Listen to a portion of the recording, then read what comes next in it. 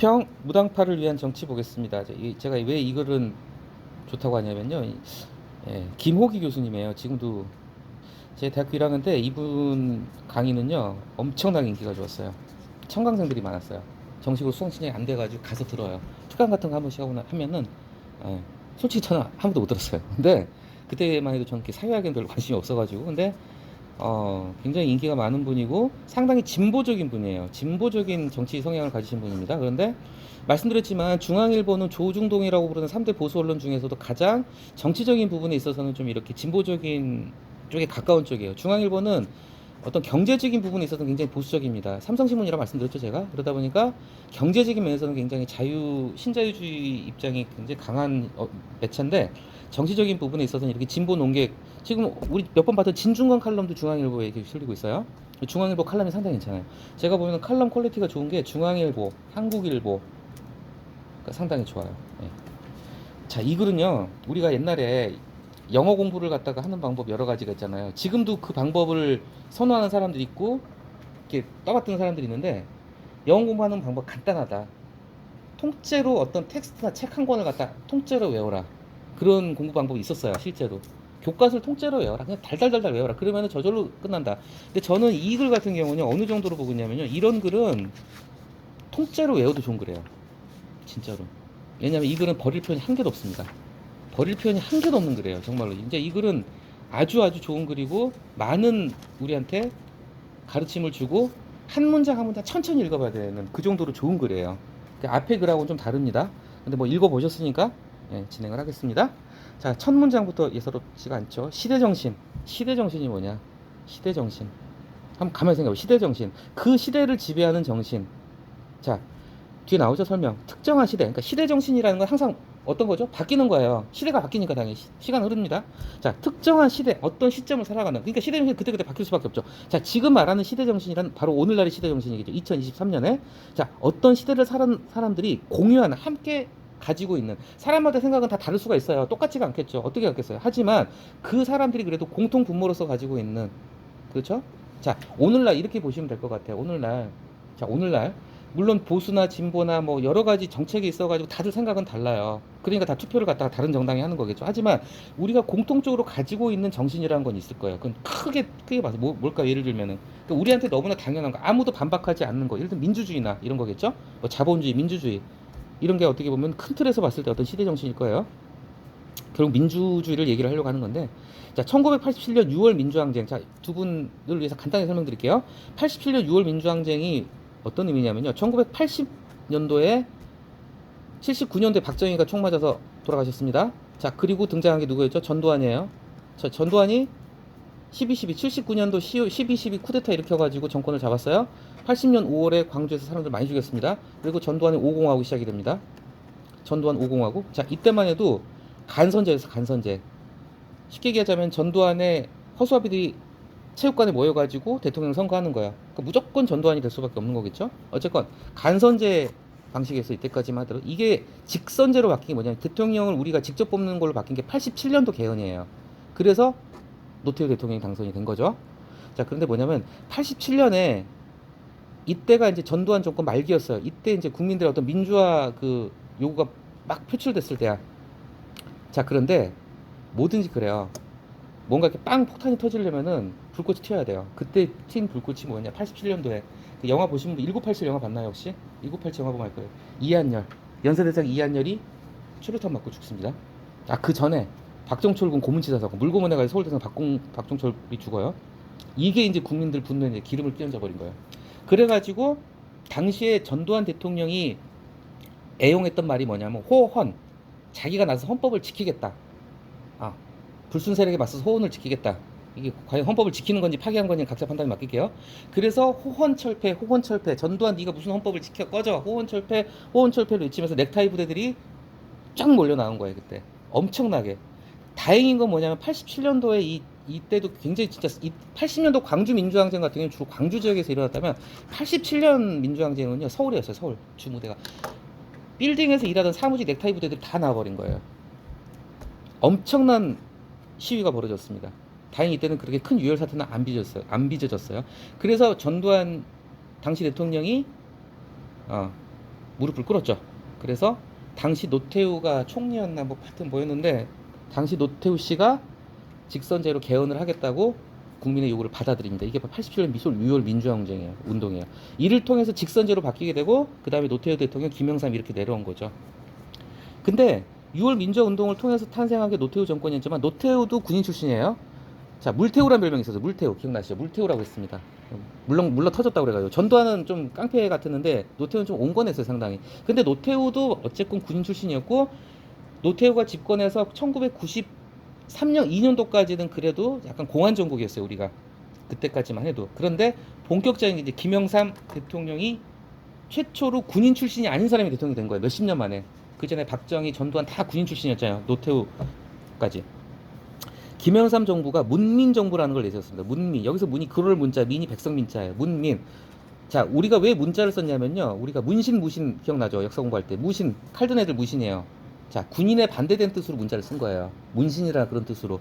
얘가 일본식 표현이긴 한데. 그래서 문민 정부. 김대중은 국민의 정부. 노무현 정부는 더 나가서 국민이 참여하는 정부. 자, 문민 국민 참여. 바로 민주화의 시대였다는 거죠. 이게 바로 도도히 흘렀던 시대 정신이었다는 거예요.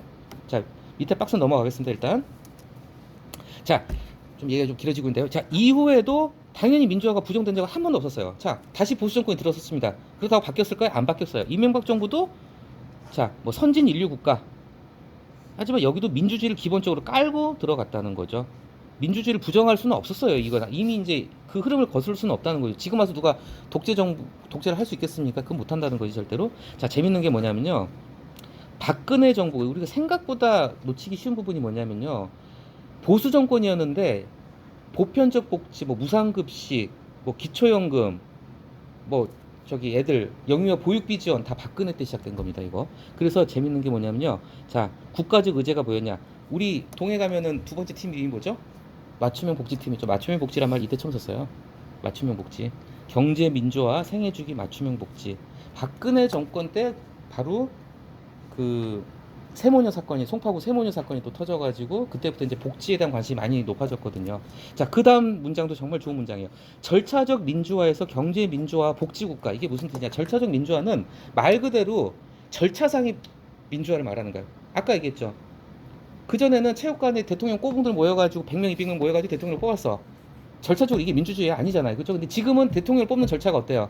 정식 선거운동 거쳐서 모든 국민이 공평하게 한 표씩 행사해서 대통령을 뽑잖아요. 이게 바로 절차적 민주화예요. 그러니까 절차적 민주화를 이뤘다는 건 쉽게 얘기해서 87년 항쟁을 통해서 간선제에서 직선제로 온 거예요. 이걸 얘기하는 거야. 자, 절차적 민주화 이미 끝났어요. 이제 대통령 다시는 간선제로 못 돌아갑니다. 우리나라는 영원히 못 돌아가요. 자, 직선제로 갈 거야. 근데 여기다 절차적 민주주의는 어떤 프로세스예요. 과정의 문제인데 여기다 뭐가 들어가냐? 내용적인 부분이 들어가. 단순히 절차가 뽑는 그 대통령을 뽑는 절차가 민주적이라는 것에서 나가서 그 안에 내용이 들어가. 그러면서 뭐가 들어가냐? 경제 민주화. 그리고 복지국가. 가난한 사람들도 최소한의 생활은 보장해주자. 이게 바로 경제 민주화 복지국가. 근데 이 경제 민주화 복지국가가 사람들이 흔히 놓치기 쉬운데 박근혜 정부 때 보수 정권 때 어떤 기틀이 잡혔다는 거예요. 맞춤형. 그래서 우리 동해 두 번째 팀 이름이 맞춤형 복지팀이잖아요. 그죠? 우리 민주주의가 심화해야 한다는 거, 더 깊이 나가야 된다. 민주주의는 점점 발전하는 거야. 민주주의가 심화해야 한다는 것은 그 시절의 사회적 합의였다. 사회적 합의 다른 말로 시대 정신이었다. 그런 거죠. 자, 다음 넘어갑니다. 문재인, 국민의 나라 정의로운 대한민국, 윤석열 정부, 이런 비전 삼았죠. 자, 마찬가지입니다. 국민은 안 빠져 절대로. 정치와 번영의 주인이 국민이라는 것, 국민주의라는 것, 국민주의라는 게 뭐죠? 민주주의죠. 그 민주주의라는 건 뭐냐? 민주화 시대 마스터 프레임이다. 잘 안 쓰는 표현일 수도 있는데 마스터 프레임을 갖다 세 글자로 대전제, 대전제. 절대로 흔들 수 없는 대전제를 말해요. 마스터 프레임. 자, 이제 얘기가 조금씩 이제 달라집니다. 이제 좀 약간 길었어요. 민주주의. 근데 이 글이 좋은 이유가 뭐냐면 이 글을 통해서 어떤 우리나라 이제 87년 이후 민주화 항쟁 이후에 어떤 민주주의 흐름을 갖다가 최근 30년 걸 갖다가 쭉 이렇게 한번 본 겁니다. 30몇 년 걸. 자, 이런 민주화를 내가 돌아보는 까닭은 우리 민주주의 현재적 풍경, 지금 모습. 자, 현재 모습이라는 표현 대신에 현재적 풍경이라는 표현 쓴 것도 참 참신해요. 풍경이라는 표현을 썼어요. 보통 쓰면 우리 민주주의 오늘날의 모습, 뭐 자화상 이런 표현을 쓸 텐데 풍경이라는 표현을 썼어요. 자, 이 글은 버릴 게 하나도 없다는 게 이런 거예요. 민주주의를 지탱하는 세 기둥은 국민주권, 다원주의, 대화를 통한 타협. 이거 정말 정답입니다. 완벽한 정답이에요. 물론 민주주의를 지탱하는 세 기둥을 갖다가 학자한테 정의를 하라고 하면요 여러 가지 답이 다 나와요. 다 정답이에요. 그런데 김호기 교수의 정의에 의하면 진보주의 학자의 정의에 따르면 국민주권과 다원주의 대화를 통한 타협이라는 거죠. 자, 이 세 요소를 갖다가 뒤에 설명을 풀어줍니다. 민주주의란 국민주권, 주권은 국민한테 있는 거예요. 국민이 나라의 주인이라는 거죠. 자, 그게 기본이에요. 그리고 자, 다원주의가 뭐냐? 서로 다른 견해를 수용하는 거예요. 다원주의, 이론주의가 아니잖아요. 내 생각이 틀릴 수도 있고 네 생각이 옳을 수도 있어. 자, 서로 다른 견해를 수용한다는 거. 이제 뒤에서 나오면 아시겠지만 요즘 우리 정치에 실종된 게 이겁니다. 서로 다른 견해를 수용하고, 자, 토론에서 대화를 통한 타협, 토론을 해서 국민적 합의를 이끌어내는 거. 이게 바로 이상적인 민주주의의 모습인 거죠. 이게 어떤 민주주의가 결국 가야 될 최종 목적지라는 거야. 우리도 아직 못 가고 있어요. 자, 그런데 자, 민주화 시대가 지금 30여 년이 흐른 이유, 87년이 지금 몇 년이 지났습니까? 지금 36년이 지났어요. 그런데 불구하고 우리 민주주의가 마주한 현실은 다원주의 빈곤. 뒤에 무슨 말인지 딱 알겠죠? 지금 극과 극대지. 나만 오라, 무조건 내가 오라, 내가 정답이야, 넌 틀렸어. 다원주의 빈곤, 그리고 타협이 없잖아요. 반다원주의와 반타협주의를 무장한. 자, 결론, 정치의 양극화. 정치의 양극화가 지금의 가장 큰 문제라. 이 얘기를 이렇게 풀어낸 겁니다. 자, 그 다음 두 단락에서 양극화의 원인을 갖다가 얘기를 하고 있어요. 이것도 상당히 잘된 표현입니다. 자, 첫 번째, 제왕적 대통령제. 이거는 항상 얘기가 나오는 건데, 우리나라 대통령처럼 막강한 권한을 가진 대통령이 전 세계적으로 몇 명 없어요. 진짜로 없어요. 우리나라 대통령은 엄청나게 막강해요. 이게 얘기하면 너무 길어지는데, 어떤 면에서 보면 미국의 대통령보다 더 막강할 수도 있어요. 미국은 그래도 의회 권력이 상당히 강한 편입니다. 상원, 하원 견제를 충분히 받고 있고, 미국이라는 나라는 시스템이, 민주주의 시스템이 완벽하게 갖춰져 있다고 봐야 돼요. 미국의 대통령이 세계 제왕이라는 말도 있지만, 어쨌건 미국 대통령은 그래도 나름 견제와 균형 속에서 자기 하고 싶은 대로 다 못하는 면인데, 우리나라 대통령은 그냥 왕이에요, 왕. 자, 게다가 승자 독식 제도죠. 자, 이번 선거도 그랬죠. 저번 대통령 선거도 윤석열 후보하고 이재명 후보하고 역대 최저 표차가 났어요. 제가 몇만 표? 정말 뭐 100만 표 차이였나? 진짜 종이 한 장 차이였어요. 자, 근데 결국은 승자 독식, 이긴 사람이 다 먹는 거예요. 이긴 사람이 정권 가져가는 거예요. 그러니까 이재명 지금 계속 지금 검찰 왔다 갔다 하고 있죠. 자, 이재명이 대통령 됐으면 검찰에서 불렀을까요? 안 불렀겠죠? 예, 그거예요. 승자 독식. 그래서 결국은 극과 극, 마주보고 달리는 기관차처럼 적대를 강화한다는 거죠. 자, 좋은 편입니다. 재밌는 편이요. 대통령 선거는 거대한 이익을 놓고, 권력을 놓고 진행되는 뭐다? 정치적 체스판, 장기판으로 변모해버린다는 거죠, 결국은. 자, 뒤에 나오죠. 정치기 양극화의 대표 사례로 꼽히는 미국과 우리가 대통령제 국가임은 우연이 아니다. 자, 두 번째, 양극화의 원인이 뭘까요? 갈라치기 전략이다. 이건 제가 이전에 사설 공부하면서 많이 말씀드렸을 거예요. 결국은 뭐냐면, 선거가 다가오게 되면요, 중도층, 산토끼는 잡을 수 있을지가 솔직히 불확실해요. 그 양당이 결국은 나눠 먹는 거예요, 어떻게 보면은. 그렇다 보니까 자기 집토끼 단속에 집중을 하려고 그래요. 이거라도 지켜야지.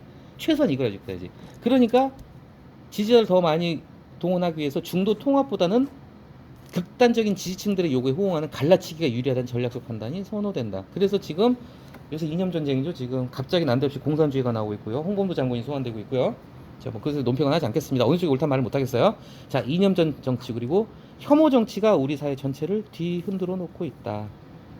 자, 그래서 정치 양극화의 원인 두 가지를 얘기를 했죠. 자, 그러면은 양극화의 원인 두 가지를 갖다가 살펴보고 난 다음에, 자, 그럼 뭔가 원인을 봤으면 뭐가 나와야 될까요?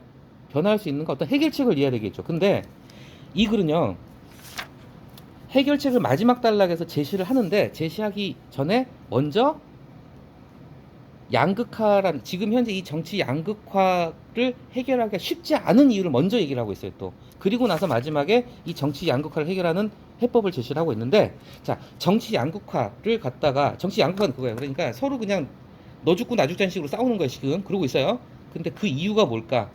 그 이유를 갖다가 두 단락에 설명하고 있습니다. 정말 너무나 완벽할 정도로 오늘날의 정치 현실을 제대로 분석하고 있는 거래요. 그래서 이 글은 제가 조금 과장하자면요, 이걸 갖다가 한 100번 읽어서 암송을 할 정도가 되면은 정말 써먹을 게 많다는 생각이 듭니다. 자, 왜 이렇게 치고받고 싸우느냐? 첫째, 너무 뚜렷하게 다르다는 거. 보수하고 진보 차이가 이렇게 격차가 심한 시절이 없었어요. 지금은 정말 극과 극으로 가고 있어요. 자, 국정의 양대 축은 뭐냐면 경제하고 외교라고 보시면 됩니다. 경제하고 외교. 일단 먹고 살아야 되겠죠. 그리고 외교 문제. 보수는 어때요? 신자유주의 제가 설명드린 신자유주의 뭐죠? 그냥 간단히 얘기하면 재벌 우선이라고 보시면 됩니다. 재벌 우선, 대기업 우선. 일단 성장 위주, 분배보다는 성장 위주, 신자유주의. 그리고 한미동맹 중심의 대북 강압 정책. 이게 바로 전통적인 보수 입장이에요. 신자유주의하고 한미동맹 강화, 대북 강압 정책. 그럼 진보는 어땠냐? 옛날에 문재인 노무현 정권은 어땠냐? 자, 케인스주의. 경제학에서 두 개 파가 있어요. 그 중에 하나가 뭐냐면 케인즈주의인데 이게 뭐냐면 큰 정부를 지향하고 정부가 적극적으로 시장에 개입하는 걸 강조합니다. 정부가 나서서 시장 실패를 조절해야 된다. 시장에 개입을 해라. 재벌 마음대로 하게 내버려두면 안 된다는 거예요. 정부가 직접 나서라. 케인스주의적인 경제정책 그리고 균형외교. 문재인 때도 그렇고 노무현 때도 그렇고 한미일 동맹에서 우리가 살짝 빠져나왔어요. 굳이 한쪽에 치우치지 않겠다. 중국 러시아 관계도 중요시했고 자, 그런 거예요. 근데 이걸 갖다가 이제 지금 정부는 복원을 하고 있죠. 그리고 대북 포용 정책. 자, 보수 정권은 대북 강압 정책인데 진보 정권은 좀 자존심이 상한 한이 있더라도 대북 포용 정책을 했어요. 평화를 강시하면서. 자, 그리고 자, 21세기적인 의제, 아젠다죠. 의제 다른 말로 아젠다. 젠더란 말이 나오는데 어떤 21세적인 어떤 의제가 뭘까? 자, 젠더 문제와 환경 정책. 이건 뭘로 얘기하면 될까요? 젠더. 간단히 얘기하면 돼요. 이준석 여가부 폐지한다 그렇게 난리쳤죠. 젠더 문제에 있어서도 여성의 인권에 대한 문제에 있어서 좀 더 진보 정권이 좀 더 여성 인권을 많이 신경을 쓰는 편입니다. 예? 뭐 그렇다고 보수 정권이 여성 인권을 무시한다는 건 아닌데, 근데 그냥 예를 들자면 이 여가부 폐지하고 그러자고 그랬어요. 지금 이준석 지금도 얘기하고 다녀요. 환경 정책 뭘까요? 뭐가 떠오르세요? 환경 정책. 환경 정책도요. 진보 정권이 조금 더 환경을 우선시합니다. 약간 그런 부분이 있어요. 이걸 생각하시면 될 거예요. 탈원전이 대표적으로 환경 문제하고 맞들어가는 부분. 원자력 발전이 모든 발전, 전기를 만들어내는 모든 형태 중에서 가장 효율적인 게 원자력 발전이라고 그래요. 가장 효율적인 게. 그런데 문재인 정부 같은 경우는 자, 원전을 반대한 이유가 뭘까요? 다 좋아요. 한번 터지면 다 죽어요. 그러니까 환경 오염 정도가 아니라 그냥 환경 파괴예요. 그냥 끝장이에요. 나라가 없어질 수도 있어요. 원전 문제는. 그래서 문재인 대통령은 탈원전 태양광 했었던 거고, 다시 윤석열이 집권하고 나서 지금 윤석열 대통령은 원전을 갖다 부활시키려고 하고 있잖아요. 그래서 이런 젠더 문제, 여기서 젠더는 이제 성 문제를 얘기하는 겁니다. 성 문제나 환경 정책에서도 이념적 거리는 선명하다. 자, 보수 진보 차이가 분명하다는 얘기를 했고요. 그다음 초정치화. 이건 이제 많이 보시지는 않은 단어일 건데, 이 초정치화가 뭐냐면은 옛날하고 이제 정치 양상이 달라진 거예요. 왜? 기술이 발달해서, 스마트폰이 발달해서 내가 당장 핸드폰을 들고 내가 좋아하는 정치인한테 페이북 DM을 보낼 수가 있어요. 전화번호 알면 카톡을 보낼 수도 있어. 페이북에다 댓글 달 수 있고 인스타 댓글 그런 세계가 됐어요. 한번 생각을 해보세요. 두 분은 좀 약간 생소하실지 모르겠지만 잘 아실 거예요. 60년대 70년대까지만 해도 정치 뉴스를 갖다가 아는 건요, TV, 라디오, 신문밖에 없었어요. 대통령 얼굴 못 봐요, 평생. TV에서 보는 거 아니면은. 지금 보려고 맘만 먹으면 볼 수 있습니다, 솔직히. 어디 가서든지. 뭐 어디 행사 있다면 공개된 장소라면 멀찍이라서 볼 수 있고, 예, SNS로 직접 소통도 가능. 그 얘기를 하는 거예요. 정보사회 진전으로, 자, 초연결이 등장했죠. 초연결. 이렇게 보시면 돼요. 옛날에는 인간관계라는 게 결국은 그냥 전화통화, 집에 있는 그 저기 끈다니는 그 전화, 옛날 전화통화. 지금은 뭐죠? 내가 당장 미국에 있는 친구랑도 뭐 화상통화도 할 수 있고, 이걸 생각하시면 더 쉽게 해서. 자, 기술의 발달로 초연결이 등장했어요. 그러니까 대중적 참여와 동원이 더욱 중요해지는 초정치화. 자, 직접적이고 능동적인 정치 관여. 소셜미디어의 만개는 꽃이 활짝 핀 거예요. 꽃이 활짝 피듯이, 자, 정치에 있어서, 자, 좋은 표현입니다. 직거래주의. 직거래하는 거예요. 지금 그 정치나 내가 오늘 저녁 때 내가 페이스북 메시지로 당장 뭘 얘기를 할 수 있다는 거예요. 직거래주의. 자, 적극적 시민들의 정치적 효능감. 이게 상당히 이 표현은요, 좀 여러분들 많이 쓰실 일이 있을지도 몰라요. 정치적 효능감이란 말은 굉장히 많이 씁니다, 생각보다. 이게 뭐냐면요, 우리가 흔히 좀 정치 불신주의, 정치 관심 없는 사람들 그런 얘기를 많이 하잖아요. 아유, 이놈 뽑으나 저놈 뽑으나 1번을 찍나 2번을 찍나 뭐 내 인생 뭐가 달라져. 이게 바로 어떻게 보면 정치 불신주의란 말이에요. 근데 정치적 효능감이라는 건 뭐냐면, 당장 내가 지지하는 후보가 당선이 되게 되면 내 삶이 바뀐다는 어떤 믿음, 그럴 가능성에 대한 신뢰라는 거죠. 당장 내가 찍은 이 후보가 대통령이 됐을 때 뭐 내가 받는 실업급여가 더 늘어날 수도 있고요. 최저임금이 오를 수도 있고요. 재벌 입장에선 내가 내는 세금이 줄어들 수도 있고요. 그게 바로 어떤 정치적 효능감이에요. 내가 정치적인 행위를 함으로 인해서 내가 어떤 혜택을 받을 수 있겠다는 기대감. 이게 바로 정치적 효능감이에요. 많이 쓰는 표현입니다. 자, 그렇다 보니까 어떻게 돼요? 사람들이 정치 적극적으로 참여한단 말이에요. 뭐 개딸들, 대깨문들 뭐 이런 얘기 많이 하죠, 정말. 뭐 태극기 부대 이런 사람들은 자기 시간 쪼개가지고 태극기 들고 광화문 나가는 거예요. 자기 시간 쪼개가지고 이재명 구속당할까봐 검찰 앞에 가서 노래 부르는 거예요. 지지 시위하고. 정말 정치에 열성적으로 참여하는 거예요. 거의 아이돌 콘서트 다니듯이 정치에 광적으로 열중하는 사람들이 나타납니다, 실제. 많지는 않아요, 사실. 그 사람들을 얘기하는 게 바로 초정치화. 자, 이걸 또 부추기는 게 뭐냐면은 팬덤 정치. 그러니까 아까 제가 말씀드린 대깨문 대가리가 깨져도 문재인 지지한다. 개딸. 이재명을 지지하는 개혁의 딸들. 자, 그리고 기성정당의 앞서 나왔던 갈라치기 전략. 이렇게 되면 이게 더 심각해진다는 거죠. 그런데 이제 반전은 여기서 나오는 거예요. 내가 주목하려는 것은 바로 한편으로는 정치가 정말 과잉의 시대가 된 거예요. 정치가 일상이 됐고 정치를 즐기는 시민들도 있어요. 근데 그것에 대한 반작용으로 탈정치화, 거꾸로죠. 정치 무관심. 정치 무관심. 그나마 그래. 그 봐. 어떤 놈이 되거나 말거나 난 관심 없어. 난 투표 안 해. 난 그냥 놀러 갈 거야. 이거예요. 그냥. 젊은 층이 그게 많잖아요. 그렇죠. 무당층. 지금 어느 당도 지지하지 않는다는 무당층이 많아지는 것. 응. 자, 그러면서 자 제목을 다시 한번 보실게요. 제목이 뭐였어요? 이거 꼭 필요합니다. 어떤 글을 읽으시든지 간에요. 읽는 도중이나 다 읽고 난 다음에 제목 다시 한번 보셔야 됩니다. 이 글의 주제는 뭐냐면 무당파를 위한 정치. 정치에 관심이 없는 무당파들을 갖다가 그 사람들을 위해서 어떤 정치가 되어야 되냐 그 얘기를 하는 거예요. 자, 마지막 두 단락은 결론입니다. 탈정치적 무당층, 정치 무관심층이라고 해서 정치에 꼭 냉소적인 것만 아니다 이거예요. 중요한 거죠. 뭐냐? 자, 기성정당이 꼴보기 싫은 거예요. 정부에 실망을 한 거야. 그뿐이지.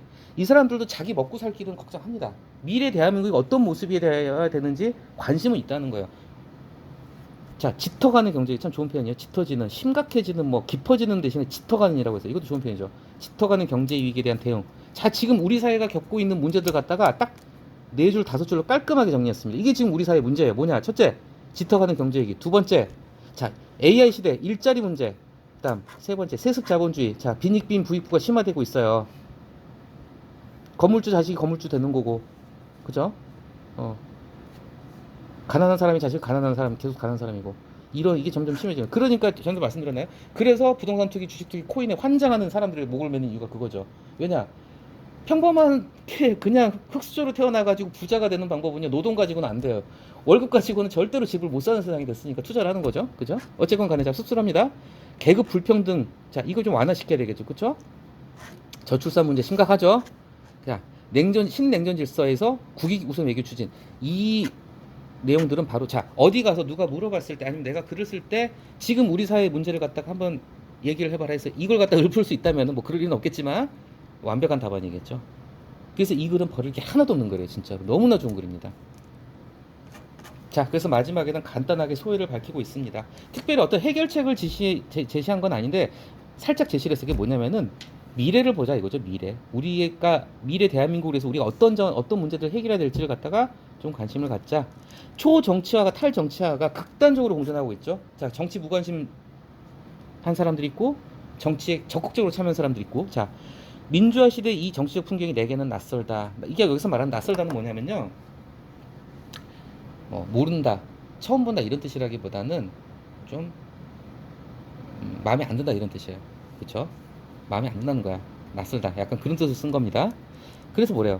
진영 정치가 뭐였죠? 아까 얘기한 양극화 정치예요. 정치 양극화. 극각으로 갈려가지고 너 죽고 나 죽고 싸우는 그런 진영 정치, 보수 진보의 진영 정치를 넘어서 미래로 가자. 미래로 갈 수는 없는 걸까? 이제는 그러해야 하지 않는가? 마지막 글이 멋지죠? 새 학기를 맞아 캠퍼스에서 청년 세대를 지켜보며 떠오르는 생각을 적어둔다. 예. 제가 괜히 극찬을 하는 게 아니라 이 글은 정말 오늘 읽은 거 이따 들어가셔서 다 읽어보시지 않더라도요, 요거는 읽어보세요. 이건 진짜로 이 글은 뭐 요즘 뭐 스크랩 같은 거 하는 게 오늘 거의 없고, 아니면은 스크랩은 아니어도 뭐 링크 같은 거라도 좀 복사해 놓으시든지, 이런 거 중앙일보 같은 데는 링크 절대 안 없어지거든요. 10년이 지나도 이걸 또 나옵니다. 그들 인터넷 검색만 하면은. 이런 거는 좀 한 가지 추천드리고 싶은 게, 우리 팀 같은 경우는 이제 정말 가면 가서 이제 글을 쓰는 일도 좀 하셔야 되잖아요. 이런 거는 간단하게 링크를 갖다가 이렇게 딱 기록을 해두고, 링크만 해놓으면 뭔지 모르잖아요. 그러면은 가로치고 자기가 생각하는 글의 주제라든지 뭐 무엇에 대한 글이라는 걸 표시를 해두고 나중에 내가 어떤 표현을 갖다 따와야 돼. 근데 그냥 쓰려면 무작정 쓰려면 막막하잖아. 그럴 때는 그냥 이런 거 표절해도 괜찮아요. 진짜로 이런 거는 괜찮습니다. 표절해도 됩니다. 그렇다고 해서 표절 장려하는 거 아니고 무조건 표절하면 안 되고, 뭐 출처를 밝힌다든지 아니면은 이 글 중에서 일반적으로 우리가 많이 쓰는 표현들 있잖아요. 일반 명사화된 표현 같은 경우는 살짝 베껴도 괜찮아요. 이런 건 링크 같은 걸 갖다 따로 보관을 해주시는 게 좋을 것 같습니다.